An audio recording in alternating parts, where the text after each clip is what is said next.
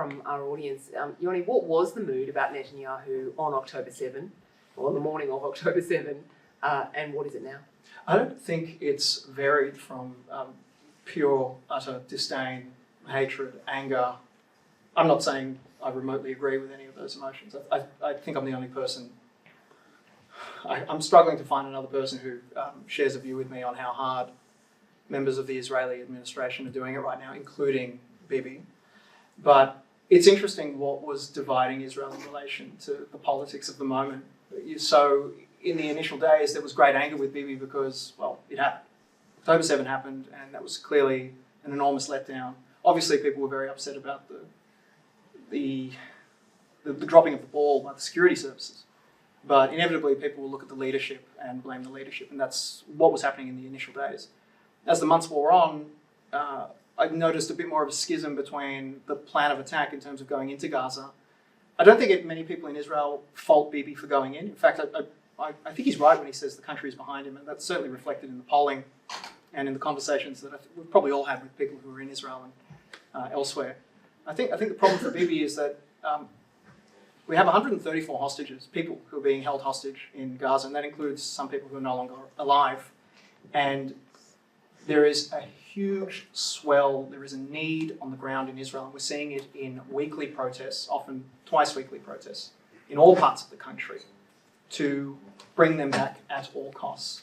There's not a great interest among those people to have a military victory. In fact, I remember speaking to the family of one particular hostage, Anak Shoshani, 25-year-old, works in EY, and I spoke to her, and she put it to me very bluntly at the time. She said, "We lost. We've already lost. There's no war to be won here." Now, I don't know if everyone would agree with that particular view of the military affairs in Israel, but her view and those of the rest of the families, people who are being held hostage, it's bring them home at all costs. And every day that Bibi and the war cabinet persist with their need to push further into Gaza and to eradicate and degrade the forces of Hamas, that's not a victory to these people in any way. There have been so many inflection points in this conflict, and we had another one just days ago with the death of 7 aid workers working for World Central Kitchen, a charity that was providing food aid in Gaza. Their 3 vehicles were destroyed in an Israeli airstrike. Israel came out quite quickly, the Israeli Defence Forces came out quite quickly and said this was a mistake. It was not something we intended to do. 2 military commanders have been stood aside. But that response has not been enough for many parts of the world, has it, in terms of public opinion and certainly political opinion. How important is this moment and the deaths of those aid workers in the way this conflict is perceived internationally now? I think in some respects, the death of the aid workers was the straw that broke the camel's back for some Western countries. I think for the Labor government here, to a degree, that was the case.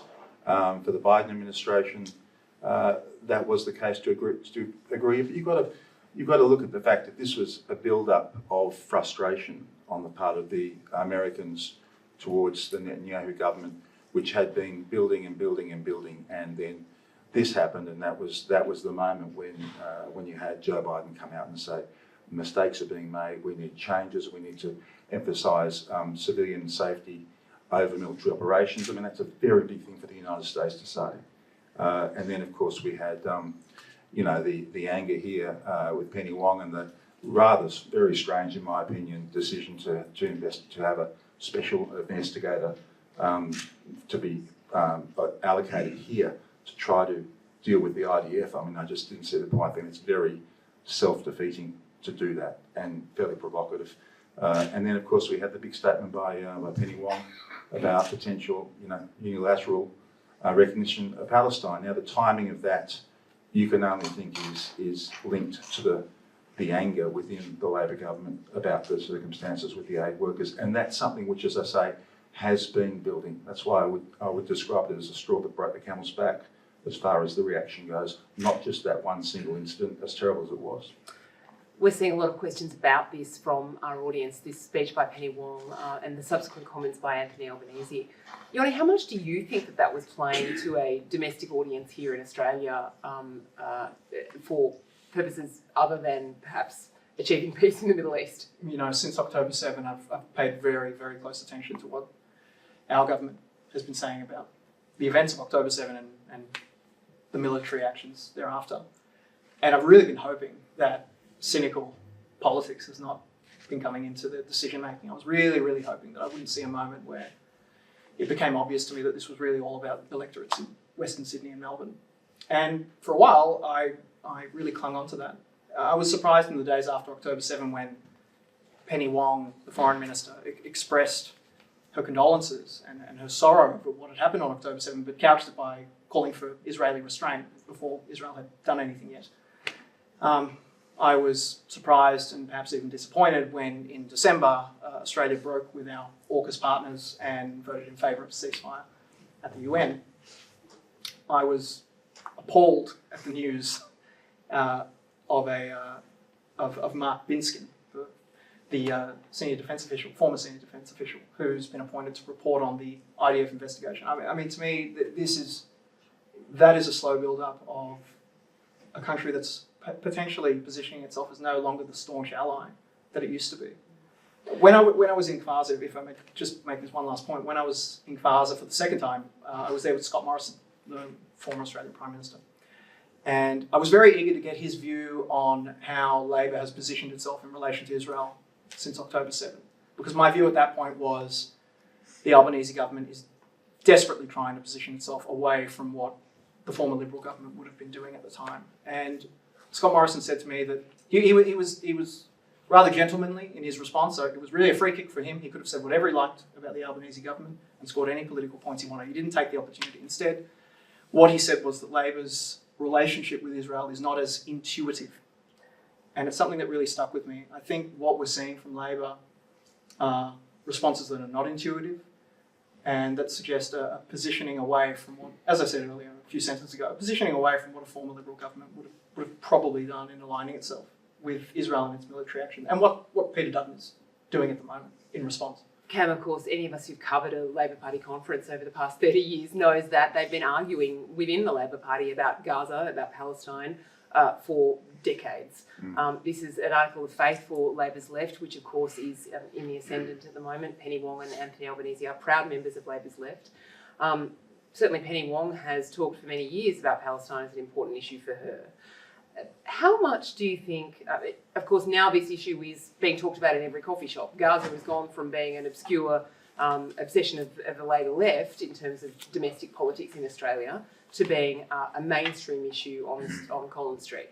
So how do we look at the balance of judgment that's going on right now within Labor? Do you think that this idea that this is a vote changer in Western Sydney Muslim seats is a real driver? I think it's a bit more than that, as Yoni alluded to. Certainly I think it's a driver that the Labor vote in Western seats. I think the Greens are a big driver.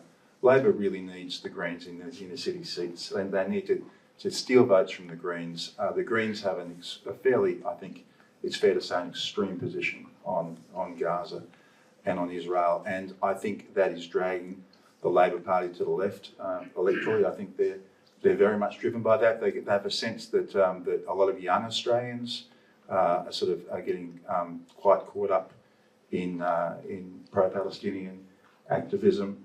That's the vote that they want to court. I think that there's they're smelling, they're sensing the wind and thinking that there is political opportunity there. And I think that one of the most stunning and surprising things about Penny Wong's suggestion or throwing it up in the air about possible unilateral recognition of Palestine is the timing. I mean, why would she do that now in the middle of an active conflict when passions are extreme in the community at both ends? I think that is, to me, the real surprise about this and the Mark Binskin appointment. The combination of the two suggests that this is a government that has come to the end of its tether with Israel, and it's no longer going to be the stalwart ally that it seemed to be for the first month or so after October 7. Of course, the Australian government's decisions mean a lot to us here, and we notice them and feel them very deeply. But how important is Australia appointing a retired Vice Admiral to investigate the IDF? Like, does Israel care? It's nuts. It's really nuts because it's pointless. I mean, I think I read one report. The IDF is saying it's not going to entertain any sort of access for people like Binskin if other countries are going to appoint them. It's not going to allow that. If that's the case, well, it's a pointless appointment anyway. It's not funny, but I've got a vision of the Spanish inspector showing up, and then the Uzbek inspector. Like, it's comical. And what is it going to achieve? It's not going to achieve anything except for a very pointed insult to Israel.